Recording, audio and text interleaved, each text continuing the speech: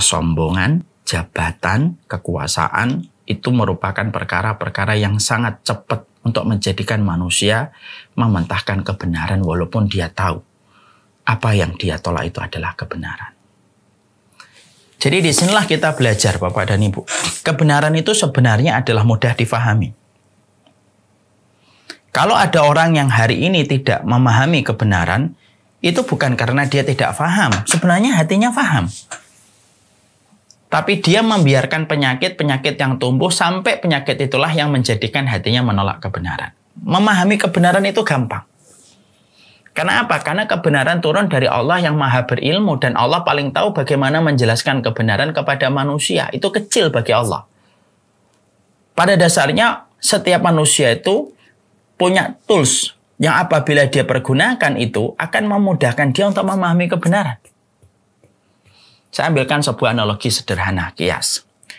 Pernah nggak kita dulu ketika waktu kuliah atau ketika sekolah SMA atau saya di pondok, ada guru kita yang pinter banget kalau nerangin. Saking dia kalau sudah nerangin, materi yang berat itu jadi gampang untuk dicerna. Materi fisika mungkin, atau materi faraid, atau materi usul fikih yang tergolong materi-materi dan pelajaran berat ya.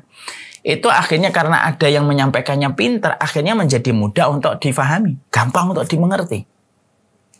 Kalaulah ada guru, kalaulah ada ustadz di pondok dan guru di SMA ataupun dosen di tempat kuliah, karena dia pintar, akhirnya dia mudah menjelaskan satu materi yang berat menjadi mudah difahami, dan akhirnya para siswa dan para santri bisa mengerjakan soal di tiap semester karena gurunya juga pintar menerangkan dan dia bisa menghadirkan materi yang berat menjadi materi yang ringan dan mengalir tanpa beban yang dirasakan oleh santri dan siswa.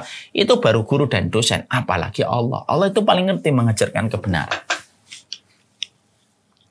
Jadi kalau ada orang kok tidak mau untuk menerima kebenaran, kalau ada orang kok mereka berseberangan dengan kebenaran itu, bukan karena di dalam hatinya itu tidak paham itu benar. Mereka paham kok. Allah kasih tools untuk memahami kebenaran.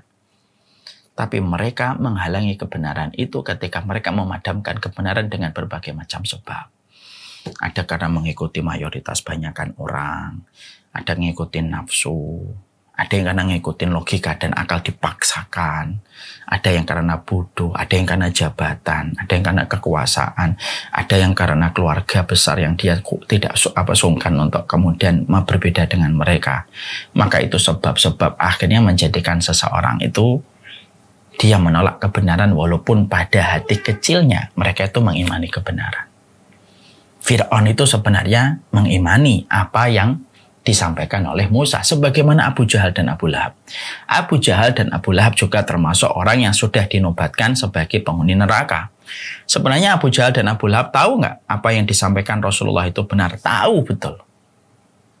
Tetapi karena fitnah, yaitu penyakit yang ada di hatinya lah yang menjadikan dia menolak itu. Dan akhirnya berujung kepada kerugian. Baru di alam barzah sudah sedemikian beratnya nasib yang dihadapi dan tragis, belum dalam kehidupan di neraka. Karena sekali lagi Bapak dan Ibu, sepedih-pedihnya azab kubur tidak akan pernah mengalahkan pedihnya api neraka. Makanya dalam salah satu ayat kita akhirnya pernah membaca tafsir yang Masya Allah yang membuat kita merenung gitu ya. Nanti itu penduduk neraka itu ketika mereka disiksa, mereka itu memanggil malaikat Malik yang menjaga. Dan panggilan itu tidak direspon oleh malaikat Malik.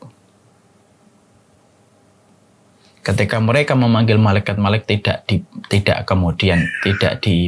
digubris selama 40 tahun perjalanan akhirat.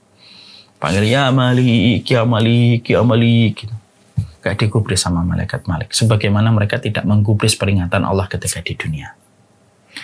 Ketika mereka tidak mendapati malaikat Malik itu menggubris, ya, maka kemudian mereka memanggil Allah.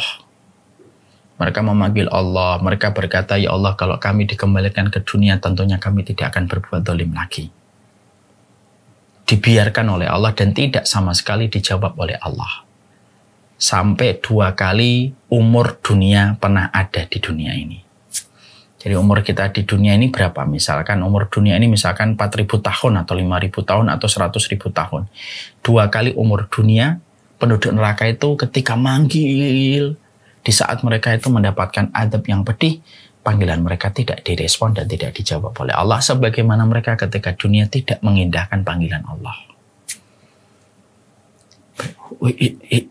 Kaidah itu simple. Kama tadi nutudan. Kalau sebagaimana kamu memperlakukan, kamu begitu pula diperlakukan. Kamu tidak mengindahkan peringatan Allah, kamu akan ketika manggil Allah tidak akan pernah diindahkan di akhirat. Maka mereka didiamkan 2 kali azab itu. 2 kali mereka didiamkan selama 2 kali masa umur di dunia. Mereka terus manggil sampai di situlah Allah kemudian berfirman, "Qala khsaufiha wala tukallimun." Diam kalian itu. Di tempat hina itu diam. Wala tukallimun, dan janganlah kalian bicara. Semenjak dijawab oleh Allah dengan semacam itu, penduduk neraka tidak mengeluarkan suara kecuali sebagaimana suara ringkikan keledai yang kesakitan. Setelah Allah menyampaikan kepada penduduk neraka, qala khsa'u fiha wa la tukallimun. Dah di situ aja kamu, di tempat yang hina itu, jangan lagi bicara denganku. Nah, ini menunjukkan kepada kita sebuah perenungan. Inilah sejatinya kehidupan kita. Inilah yang menjadikan kita harusnya memahami betul, ya, bahwasanya semua akan dibayar sesuai dengan perbuatan yang kita lahirkan pada kehidupan kita.